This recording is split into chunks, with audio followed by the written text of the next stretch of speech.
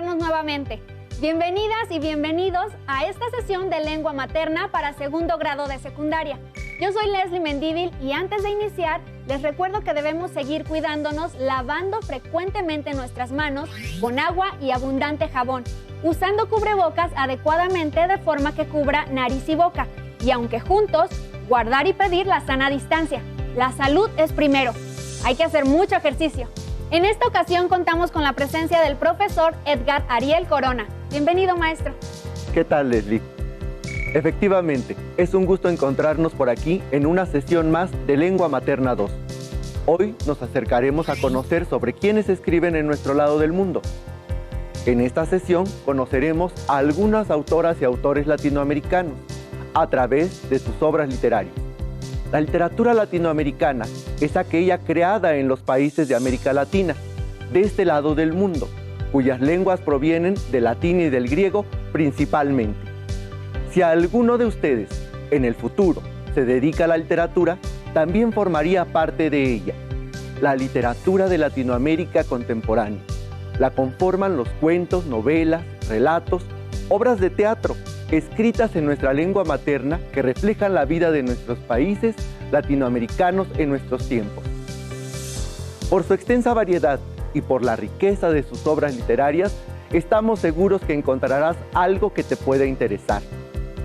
Los materiales que vamos a necesitar para esta sesión son cuaderno, lápiz o pluma para que puedan tomar notas. También podría ayudarles tener a la mano su libro de texto. Recordemos que todo lo que veamos hoy es para reforzar su conocimiento, así que les recomiendo llevar un registro de las dudas, inquietudes o dificultades que surjan al resolver los planteamientos de esta sesión. Muchas de estas las podrán ustedes resolver al momento de revisar su libro de texto y revisar sus apuntes. En esta sesión vamos a ir de la mano de las obras de excelentes autoras y autores latinoamericanos como El cuento de la tía Inés, de la escritora mexicana Ángeles Mastreta, el cuento La migala, del escritor mexicano Juan José Arreola, y un fragmento del cuento La identidad, de la escritora mexicana Elena Poniatowska. Recuerden anotar las dudas, inquietudes o dificultades que les surjan al resolver los planteamientos de esta sesión. La solución para la mayoría de sus inquietudes podrán encontrarlas al revisar su libro de texto o tomándose un momento para pensar las situaciones que se discutirán. Recordemos algún cuento o relato que hayamos leído y nos haya gustado. En él nos enteramos de la vida de ciertos personajes, los cuales algunos nos pueden caer mal y otros bien. A través de la lectura podemos imaginarnos el lugar donde viven, cómo es su familia, qué es lo que les gusta o no. Y más allá de descubrir a ciertos personajes, podemos también relacionarnos con la autora o autor que los escribió. Conozcamos ahora un pequeño fragmento del cuento Tía Inés de la autora latinoamericana Ángeles Mastreta. Vamos por partes. Tía Inés de Ángeles Mastreta. Había una luna a medias la noche, que desquició para siempre los ordenados sentimientos de la tía Inés Aguirre. Una luna intrigosa y ardiente que se reía de ella. Y era tan negro el cielo que la rodeaba que adivinar por qué no pensó Inés en escaparse de aquel embrujo. Quizás, aunque la luna no hubiera estado ahí, aunque el cielo hubiera fingido transparencia, todo habría sido igual, pero la tía Inés culpaba a la luna para no sentirse la única causante de su desgracia. Solo bajo esa luna pudo empezarle a ella la pena que le tenía tomado del cuerpo. Una desdicha que, como casi siempre pasa, se le metió fingiendo ser el origen mismo de la dicha. ¿Qué impresión te ha dejado esta primera parte?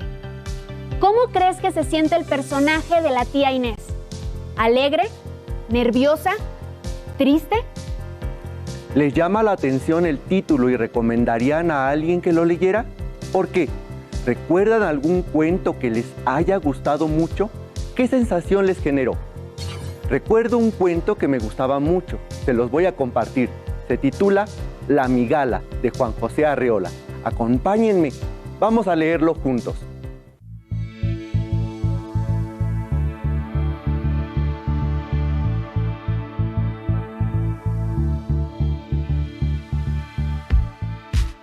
El día en que Beatriz y yo entramos en aquella barraca inmunda de la feria callejera, me di cuenta de que la repulsiva limaña era lo más atroz que podía depararme el destino.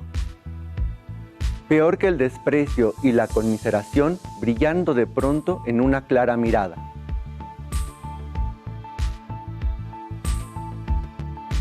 Para empezar, ¿saben qué es una migala? Pues es una araña venenosa que puede medir del cuerpo 10 centímetros y con sus patas abiertas alcanzar hasta los 25 centímetros. Impactante, ¿no?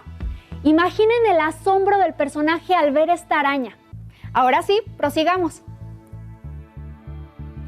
Unos días más tarde volví para comprar la migala y el sorprendido Saltimbanquín me dio algunos informes acerca de sus costumbres y su alimentación extraña. Entonces comprendí que tenía en las manos de una vez por todas la amenaza total, la máxima dosis del terror que mi espíritu podía soportar. Recuerdo mi paso tembloroso, vacilante, cuando de regreso a la casa sentía el peso leve y denso de la araña. Ese peso del cual podía descontar, con seguridad, el de la caja de madera en que la llevaba. Como si fueran dos pesos totalmente diferentes, el de la madera inocente y el del impuro y ponzoñoso animal que tiraba de mí como un lastre definitivo. Dentro de aquella caja iba el infierno personal que instalaría en mi casa para destruir, para anular al otro, el descomunal infierno de los hombres. ¿Qué sucede en este párrafo? ¿Por qué creen que el personaje compró la migala si le despertaba tanto horror? Prosigamos. La noche memorable en que solté a la migala en mi departamento y la vi correr como un cangrejo y ocultarse bajo un mueble, ha sido el principio de una vida indescriptible. Desde entonces, cada uno de los instantes de que dispongo ha sido recorrido por los pasos de la araña que llena la casa con su presencia invisible.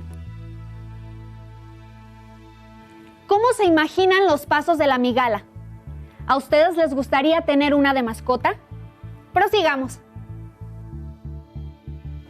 Todas las noches tiemblo en espera de la picadura mortal. Muchas veces despierto con el cuerpo helado, tenso, inmóvil, porque el sueño ha creado para mí, con precisión, el paso cosquillante de la araña sobre mi piel, su peso indefinible, su consistencia de entraña. Sin embargo, siempre amanece. Estoy vivo y mi alma inútilmente se apresta y se perfecciona. ¿Qué es lo que espera el personaje que suceda y no sucede? Hay días en que pienso que la migala ha desaparecido, que se ha extraviado o que ha muerto, pero no hago nada para comprobarlo. Dejo siempre que el azar me vuelva a poner frente a ella, al salir del baño o mientras me desvisto para echarme en la cama. A veces el silencio de la noche me trae el eco de sus pasos, que he aprendido a oír, aunque sé que son imperceptibles. ¿En qué momento suele encontrarse el personaje con la migala? Sigamos leyendo. Muchos días encuentro intacto el alimento que he dejado la víspera. Cuando desaparece, no sé si lo ha devorado la migala o algún otro inocente huésped de la casa. He llegado a pensar también que acaso estoy siendo víctima de una superchería y que me hallo a merced de una falsa migala. Tal vez el Saltimbanquín me ha engañado, haciéndome pagar un alto precio por un inofensivo y repugnante escarabajo. ¿Qué se imaginan que come la migala que deja algunas veces la comida que le ha servido su dueño? Pero en realidad esto no tiene importancia, porque yo he consagrado a la migala con la certeza de mi muerte aplazada. En las horas más agudas del insomnio, cuando me pierdo en conjeturas y nada me tranquiliza, suele visitarme la migala. Se pasea embrolladamente por el cuarto y trata de subir con torpeza las paredes. Se detiene, levanta su cabeza y mueve los palpos. Parece husmear agitada, un invisible compañero. ¿Qué creen que está esperando el personaje de la migala? Volvamos a la lectura. Entonces, estremecido en mi soledad, acorralado por el pequeño monstruo, recuerdo que en otro tiempo yo soñaba en Beatriz y en su compañía imposible. Cerremos la lectura. Reflexionen.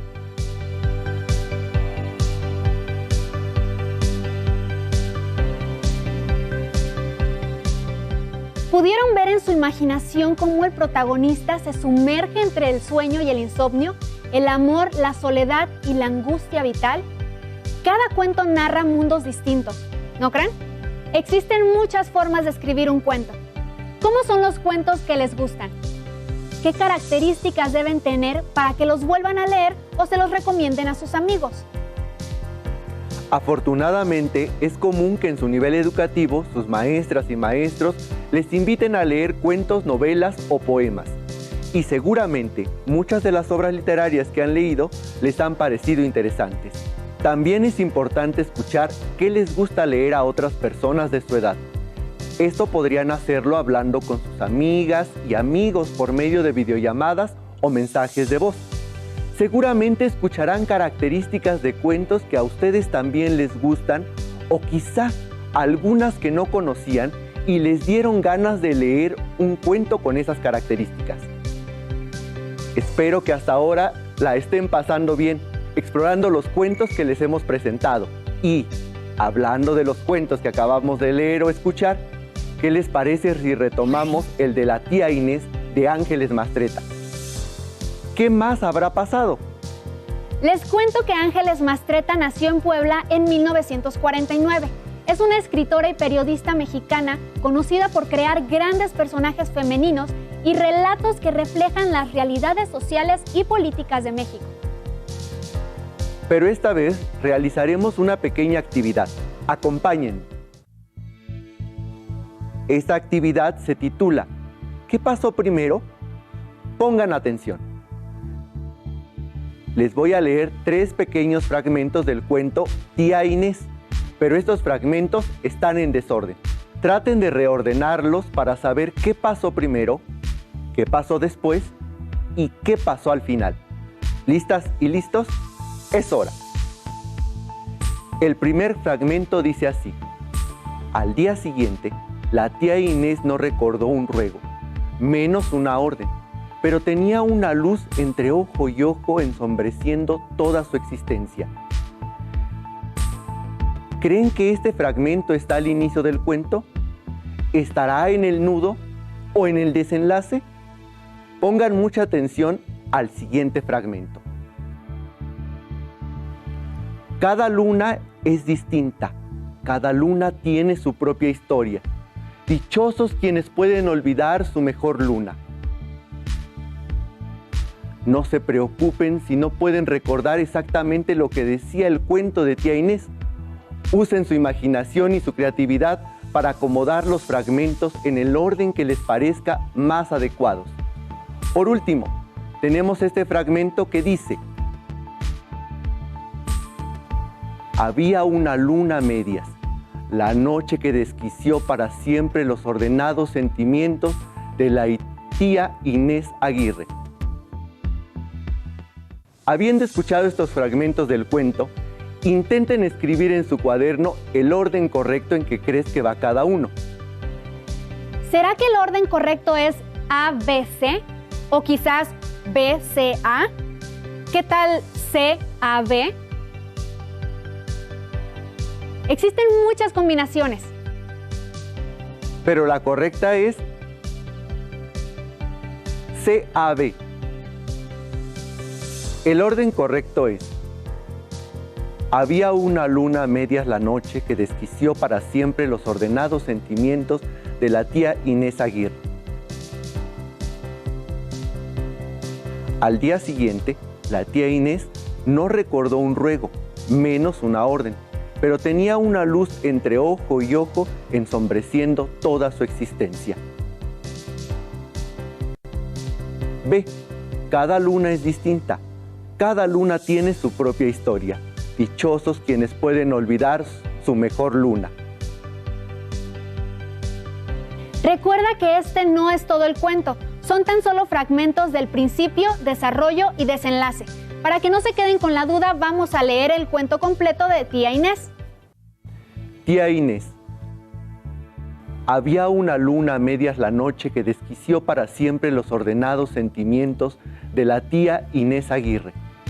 Una luna intrigosa y ardiente que se reía de ella. Y era tan negro el cielo que la rodeaba, que adivinar por qué no pensó Inés en escaparse de aquel embrujo. Quizás, aunque la luna no hubiera estado ahí, aunque el cielo hubiera fingido transparencia, todo habría sido igual. Pero la tía Inés culpaba a la luna para no sentirse la única causante de su desgracia. Solo bajo esa luna pudo empezarle a ella la pena que le tenía tomado el cuerpo. Una desdicha que, como casi siempre pasa, se le metió fingiendo ser el origen mismo de la dicha. Porque la noche aquella, bajo la luna, el hombre le dio un beso en la nuca como quien bebe un trago de agua, y fue una noche tan lejos de la pena que nadie hubiera podido imaginarla, como el inicio de la más mínima desgracia. Apenas había llegado la luz eléctrica y las casas bajo el cerro parecían estrellas.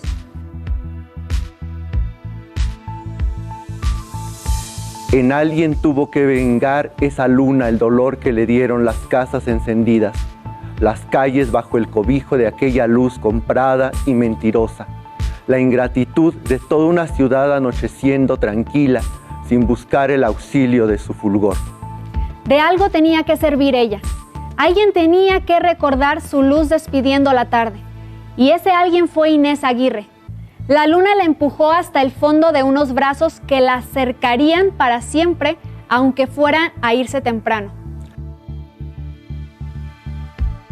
Al día siguiente, la tía Inés no recordó un ruego, menos un orden, pero tenía una luz entre ojo y ojo ensombreciendo toda su existencia. No podía ya olvidar el aliento que le entibió los hombros, ni desprender de su corazón la pena que lo ató a la voluntad sagrada de la luna. Se volvió distraída y olvidadiza. Pedía auxilio para encontrar el lápiz que tenía en la mano, los anteojos que llevaba puestos, las flores que acababa de cortar.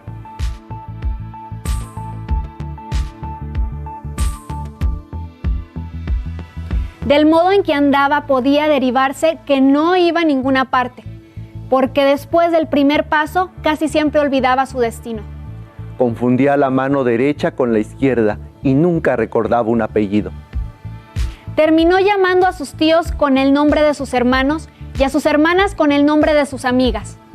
Cada mañana tenía que adivinar en cuál cajón guardaba su ropa interior y cómo se llamaban las frutas redondas que ponía en el jugo de desayuno.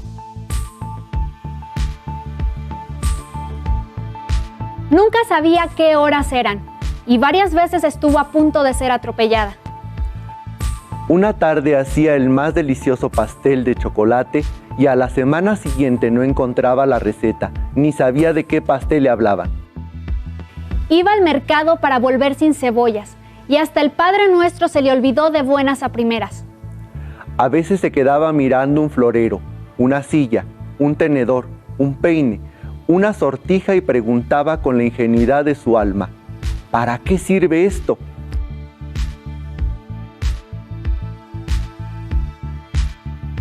Otras escribía en cualquier cuaderno toda clase de historias que después no podía leer porque con el punto final olvidaba las letras. En uno de estos cuadernos escribió la última vez que supo hacerlo. Cada luna es distinta. Cada luna tiene su propia historia, dichosos quienes pueden olvidar su mejor luna. ¿Qué les pareció? ¿Qué imagen tienen ahora de la tía Inés? ¿Lograron confirmar el orden del cuento? Muy bien.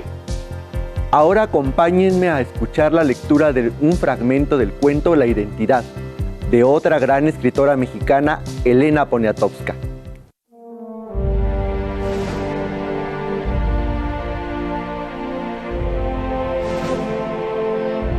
Yo venía cansado. Mis botas estaban cubiertas de lodo y las arrastraba como si fueran féretros. La mochila se me encajaba en la espalda, pesada. Había caminado mucho. tanto que lo hacía como un animal que se defiende. Pasó un campesino en su carreta y se detuvo. Me dijo que subiera. Con trabajo me senté a su lado. Calaba frío. Tenía la boca seca, agrietada en la comisura de los labios. La saliva se me había hecho pastosa. Las ruedas se hundían en la tierra dando vuelta lentamente. Pensé que debía hacer el esfuerzo de girar como las ruedas y empecé a balbucear unas cuantas palabras. Pocas. Él contestaba por no dejar y seguimos con una gran paciencia. Con la misma paciencia de la mula que nos jalaba por los derrumbaderos. Con la paciencia del mismo camino seco y vencido, polvoroso y viejo, hilvanando palabras cerradas como semillas, mientras el aire se enrarecía porque íbamos de subida. Casi siempre se va de subida. Hablamos, no sé, del hambre, de la sed, de la montaña, del tiempo, sin mirarnos siquiera. ¿Les gustó el fragmento de este cuento? ¿Dónde creen que ocurre esta historia? Pues vamos todos juntos aprendiendo cada día cosas nuevas. ¿Se dieron cuenta cómo poco a poco hemos ido aprendiendo más y más cosas sobre la literatura y los cuentos? Y recuerden, en los cuentos se pueden encontrar una introducción, un desarrollo y un final. En la introducción, regularmente se presenta a los personajes que van a participar en la narración, sobre todo el principal. También se describe en esta parte el lugar donde se desarrolla la historia, los escenarios y el tiempo en el que ocurre. ¿Verdad, profesor? Así es. La parte de desarrollo de la historia generalmente es donde se escribe sobre lo que está pasando en la narración o historia. Dentro de esta parte se presenta el nudo, que es donde se da a conocer el problema o la situación más crítica de tu historia. Esto es donde se cuenta el conflicto que hay con el personaje principal.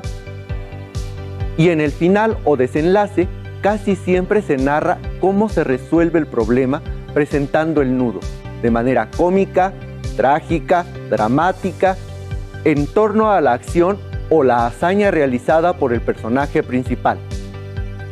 Entonces tenemos que en los textos narrativos vamos por lo general a poder identificar tres partes: la introducción, el desarrollo y el desenlace. Para que disfruten de sus lecturas, les compartiré algunas estrategias. Recuperen los conocimientos previos que se tienen sobre el subgénero con el que se relaciona la narración para enriquecer la comprensión de esta. Relean la narración para identificar cómo se presentaron los sucesos y profundicen en la interpretación de la lectura. Realicen anotaciones o resúmenes de las partes leídas para reunir los datos más importantes del texto: personajes, conflictos, narradores, trama, etc. Infieran el significado de las palabras o expresiones que desconozcan a partir del contexto en el que se usan. Realicen predicciones acerca de cómo continuará o terminará la historia. Conversen con otros sobre el sentido de la obra o los fragmentos que les parezcan especialmente interesantes, bien logrados o que sean más complejos. Releer, anotar las palabras que no entendemos y buscarlas en el diccionario, investigar sobre el contexto de la historia y el autor o autora, conversar con otros sobre lo que hemos leído nos ayudará a comprender mejor nuestras lecturas y a querer seguir buscando más materiales de lectura. Les invito a que relean sus cuentos favoritos de autoras y autores de Latinoamérica o cuentos que nunca han leído y se darán cuenta de la estructura, inicio, desarrollo, final. En su libro de texto podrán encontrar otros cuentos que pueden gustarles mucho. Seleccionen el que más les guste. Tomen notas en su cuaderno.